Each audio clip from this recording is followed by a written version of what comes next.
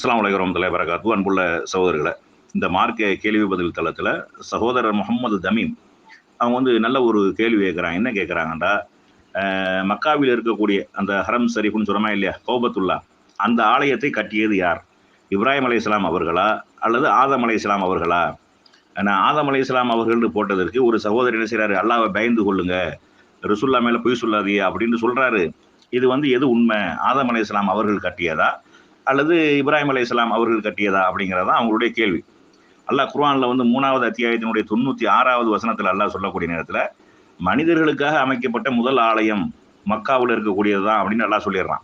அதாவது அகிலத்தின் நேர்வழிக்குரியதாகவும் பாக்கியம் பொருந்தியதாகவும் மனிதர்களுக்காக அமைக்கப்பட்ட முதல் ஆலயம் பக்கா என்னும் மக்காவில் உள்ளதாகும்.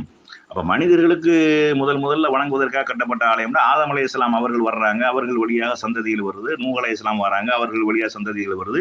நூஹ் அலைஹிஸ்ஸலாமுடைய வழித்தோன்றல்ல தான் இப்ராஹிம் அலைஹிஸ்ஸலாம் வர்றாங்க.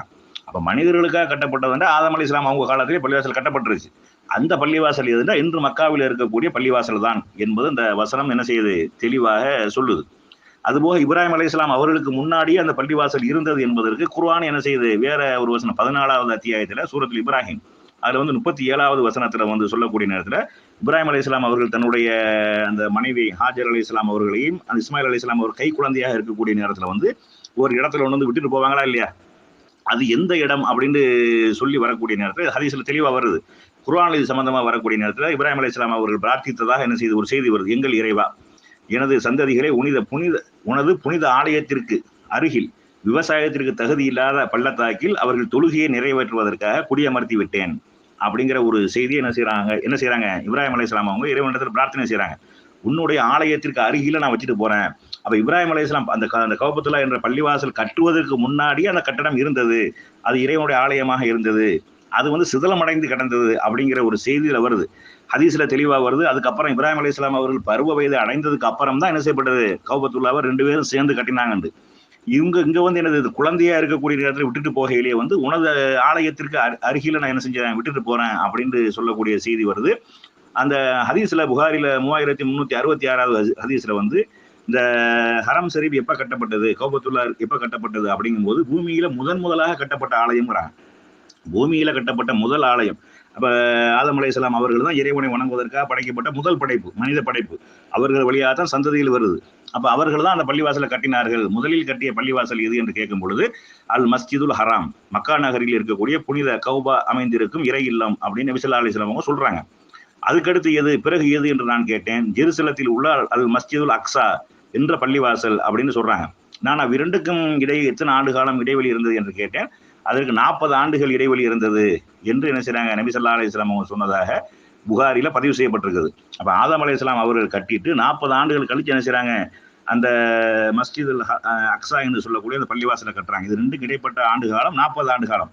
ஆனா இப்ராஹிம் அலைஹிஸ்ஸலாம் அவர்கள் அந்த மஸ்ஜிதுல் அக்ஸாவை புனர் நிர்மாணம் செய்யல. அவங்க புனர் நிர்மாணம் செஞ்சது இதைத்தான் புனர் நிர்மாணம் செஞ்சாங்க, இந்த கௌபத்துல்லாவை தான் புனர் நிர்மாணம் செஞ்சாங்க. அப்ப மஸ்ஜிதுல் அக்ஸாவை புனர் நிர்மாணம் செஞ்சது யாரு அப்படின்னா சுலைமான் அலைஹிஸ்ஸலாம் அவங்க தான் என்ன செய்றாங்க, புனர் நிர்மாணம் செய்யறாங்க. சுலைமான் அலைஹிஸ்ஸலாம் அவங்க இப்ராஹிம் அலைஹிஸ்ஸலாம், யாக்கூப் அலைஹிஸ்ஸலாம், அவங்க இஸ்ஹாக், யாக்கூப் அந்த வகையில அந்த வழித்தோன்றல தான் செய்றாங்க, அவங்க வர்றாங்க. அப்ப அவர்கள் தான் அந்த ஜின்கள் மூலமாக புனர் நிர்மாணம் செய்ததாக என்ன செய்யுது குர்ஆன் சொல்லுது. அதே மாதிரி குர்ஆன்ல வேற ஒரு வசனத்துல இப்ராஹிம் அலைஹிஸ்ஸலாம் அவங்க கேட்டதாக தான் என்ன செய்யுது, என் வீட்டை சுற்றி வருபவர்கள் தங்கியிருப்பவர்கள் ஆகியோருக்காக தூய்மை செய்யுமாறும் இப்ராஹிமிடமும் இஸ்மாயிலிடமும் நாம் உறுதிமொழி வாங்கினோம்.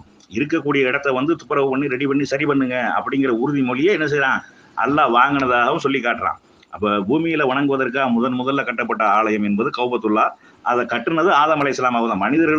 மனிதர்கள் இறைவனை வணங்குவதற்காக கட்டப்பட்ட முதல் ஆலயம் என்பது கௌபத்துல்லா என்றால் அது ஆதம் அலைஹிஸ்ஸலாம் அவர்கள் தான் கட்டினார்கள் அப்படிங்கிறது என்ன செய்யுது, இதுல தெளிவாகுது. அதற்கு பிறகு 40 ஆண்டுகள் கழிச்சு தான் மஸ்ஜிதுல் அக்ஸா என்று சொல்லக்கூடிய அந்த பள்ளிவாசல் கட்டப்பட்டிருக்கிறது. இப்ராஹிம் அலைஹிஸ்ஸலாம் அவர்கள் கை குழந்தையை இஸ்மாயில் அலைஹிஸ்ஸலாம் அவர்களையும் அவருடைய மனைவியும் விட்டுட்டு போகக்கூடிய நேரத்திலேயே உனது புனித ஆலயத்தின் பக்கத்துல நான் விட்டுட்டு போறேன் அப்படின்னு சொல்றாங்க. அந்த ஹரம், அந்த மக்காவில் இருக்கக்கூடிய அந்த புனித ஆலயத்துல தான் என்ன செய்றாங்க, விட்டுட்டு போறாங்க. இது ஹதீஸ்ல தெளிவாக என்ன செய்யப்பட்டிருக்குது, விவரிக்கப்பட்டிருக்கிறது அப்படிங்கிற செய்தியை என்ன செய்யணும், விளங்கிக் கொள்ளணும்.